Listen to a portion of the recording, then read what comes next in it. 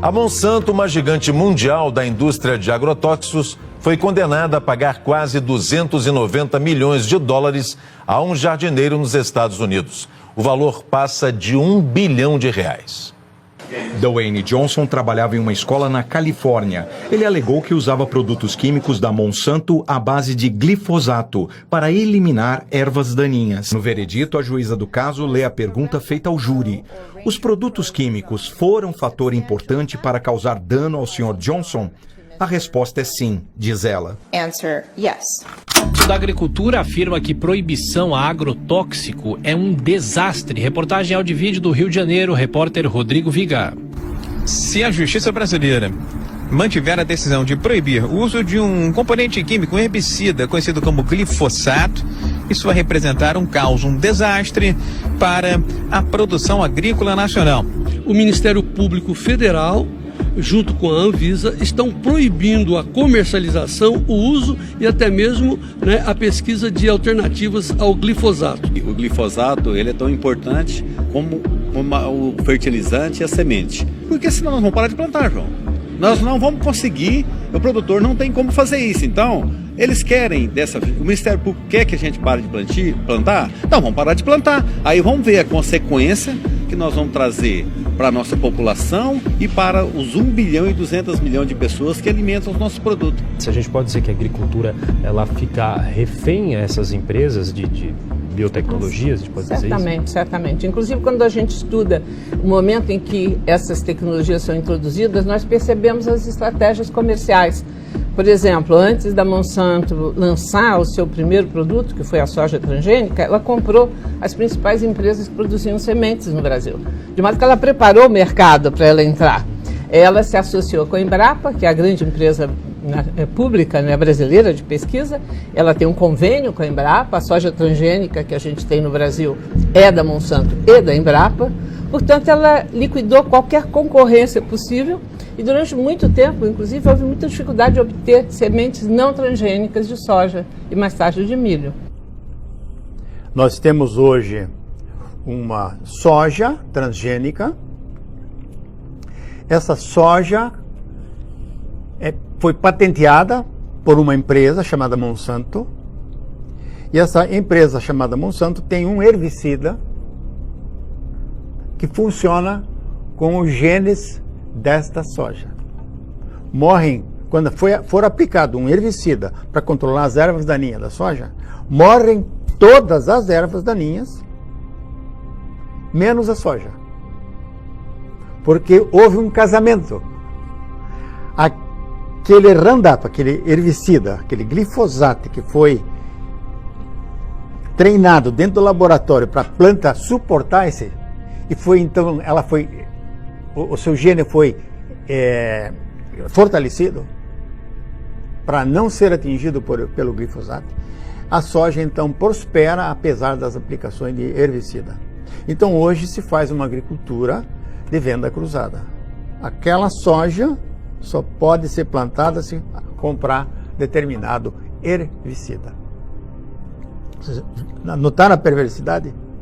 Então aquele agricultor que comprar uma semente transgênica, ele, na hora da colheita, na hora de embarcar essa soja no porto, essa soja ela é avaliada, investigada no laboratório, e se ela for com características transgênicas, o agricultor tem que pagar uma parte para o dono da patente. Produziu, na hora da venda, na hora da exportação, ou na comercialização, esse agricultor tem que pagar royalties para a empresa detentora dessa patente. Acontece muitas vezes que um agricultor não plantou soja transgênica, mas o vizinho plantou soja transgênica. E houve, pela proximidade das áreas cultivadas, plantadas, houve um cruzamento das sojas. E ele acabou produzindo uma soja transgênica sem saber. No momento que ele for vender a soja dele, achando que a soja dele é limpa, não é engenheirada geneticamente, ele vai ficar pasmo, porque vem uma conta e ele vai pagar royalties sem saber. A chefe de cozinha, Paola Carosella, destacou a importância da rotulagem dos alimentos geneticamente modificados. Na verdade, isso pode ser interpretado como que isso aqui é meio mimimi, porque 1% é muito pouco. Mas a realidade, o que mais pega nessa PL é que a forma como vão ser analisados os alimentos contendo transgênicos muda. Enquanto hoje é feita antes, nesse projeto de lei, se fala que ela vai ser feita depois, no fim do processo. Então, no fim do processo do alimento, pode ser que seja muito difícil rastrear o transgênico. Com isso, pode até ser que na rotulagem fale não contém transgênico, mas na verdade tem dentro ingredientes transgênicos. No ano passado, a Agência Internacional de Pesquisa de Câncer, que é o maior órgão mais responsável sobre a questão de câncer, pela primeira vez levantou a suspeita de que que não é propriamente o transgênico, mas é um agrotóxico utilizado, o mais frequentemente utilizado no mundo, né? Que é o glifosato. A marca fantasia dele é o Roundup Red, da Monsanto. Que esse glifosato seria possivelmente cancerígeno para seres humanos, certamente para animais. Então, nós temos aí a possibilidade de descobrir muito tardiamente que nós talvez tenhamos passado uns 15 anos ou 20 anos nos intoxicando mundialmente. Ele retira aquele símbolo em triângulo amarelo com o símbolo T dentro do transgênico. Ele mantém a imposição de colocar contém transgênico, mas ele retira o símbolo, a simbologia. Então, se está tudo bem com os transgênicos, essa é a minha grande questão. Se os transgênicos são tão bons, se chegaram para matar a fome no mundo, que eu não concordo, mas tudo bem, para que tirar o T? Se é bom, tem que deixar o T ainda maior. Hormônios nos animais, hormônios nas plantas, porque dá lucro, produz bonito, rápido. Uma ave em 30 dias, 33 dias pode ser abatida, já está 1 quilo e pouco. Então dá um lucro. A galinha, por exemplo, criada solta, leva 6 meses para poder ser abatida. Agora, no mês consegue, 1 mês e pouquinho. Então o hormônio faz isso. É uma ração artificial também, antinatural. E esses hormônios que estão por toda parte, nos peixes de criatório, no gado também, nas plantas, o que acontece? Eles causam câncer, muito câncer. 4 anos ou 3 anos atrás, o Gilles Serralini fez uma pesquisa com ratinhos. Ele alimentou um grupo com o milho transgênico, um outro com esse glifosato utilizado junto e um terceiro grupo com uma alimentação normal para controlar. E nos 2 primeiros grupos houve um desenvolvimento muito precoce de cânceres, tanto nas ratinhas fêmeas quanto machos. O primeiro-ministro francês Jean-Marc Ayrault anunciou nesta quinta-feira que, se o perigo dos organismos geneticamente modificados for comprovado, a França vai defender a sua interdição. A declaração foi feita após a publicação de um estudo pela revista Food and Chemical Toxicology, mostrando tumores do tamanho de bolas de ping-pong em ratos alimentados com milho transgênico da empresa americana Monsanto. Sementes geneticamente modificadas são chamadas as sementes do mal. É o título de um livro sobre transgênicos, as sementes do mal. Eles desequilibram o cérebro humano, desequilibram as emoções, agridem o cérebro humano, fazem perder a noção do que é certo e do que é errado. Esses transgênicos, eles não são identificados pelo corpo, por isso também não são assimilados. Eles vão se depositar em glândulas importantes, no hipotálamo, na hipófise, na tireoide, assim por diante. Você falou aí, mas quais são os alimentos mais condenáveis? Condenável do mundo? Cito? Cito para rapidamente? Refrigerante, margarina, requeijão modificado, sal, açúcar é condenável, pipoca de micro-ondas, batata frita. Abandona isso, tua vida começa. Pipoca de micro-ondas? O outro é louco. Sem contar que o micro-ondas é o eletrodoméstico mais cancerígeno do mundo, amor. Tem que ser corajoso, tem que ser macho para colocar um produto lá dentro do micro-ondas. Aquilo ali é radioativo. Tem um vídeo inteiro na internet. Coloca Thiago Rocha, você baixa rápido. O que nos prejudica são os hormônios, os transgênicos, o micro-ondas. Essa ferramenta dentro de casa é um perigo. Um autor chega a dizer assim: quem come regularmente comida passada no micro-ondas certamente morrerá de câncer. é uma fábrica de câncer, é uma comida morta, adulterada, totalmente sem vida, é um verdadeiro coice nas células. O processo que é criado no micro-ondas é um processo, a eletricidade entra em uma peça chamada magnetron e transforma energia elétrica em energia eletromagnética, cancerígena.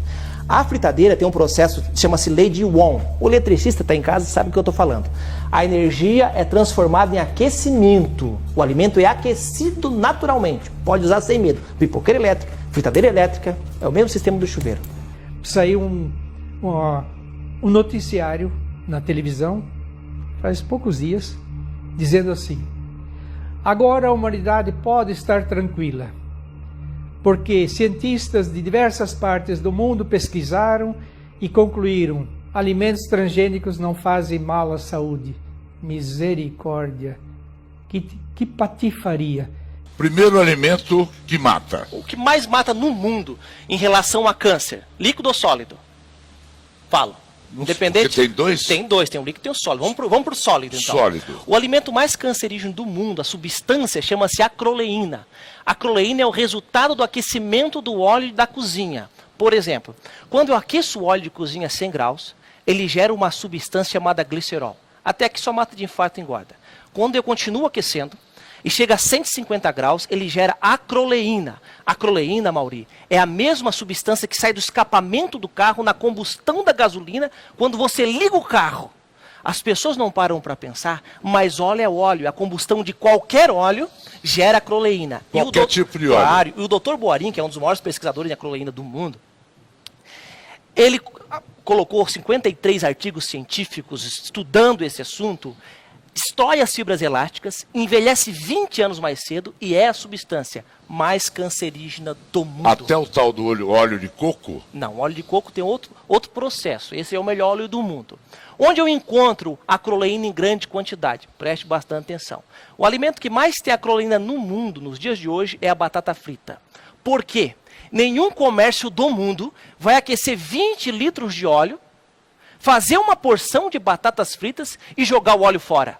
Vai reaquecer 10, 15, 20, 30 vezes o mesmo óleo. Claro, eu nem comecei a falar de batata palha, porque daí se perde o rumo. Aí não tem noção de quantas vezes aquele óleo é aquecido. Eu estou falando em câncer aqui, Amaury. Eu sei que eu tenho liberdade para isso. As pessoas em casa, câncer. É câncer. 500 mil pessoas recebem o diagnóstico de câncer no Brasil todo ano. Outro alimento, requeijão. Requeijão é um dos alimentos, um dos queijos mais infartadores no mundo. Tem 10 tipos de queijo principal. Um deles é o requeijão. Só que o requeijão batizado. O que é requeijão batizado, Amaury? Requeijão batizado é que, como o requeijão é um produto caro, a marca mais famosa chegou em 1911 no Brasil, é um produto caro, tá?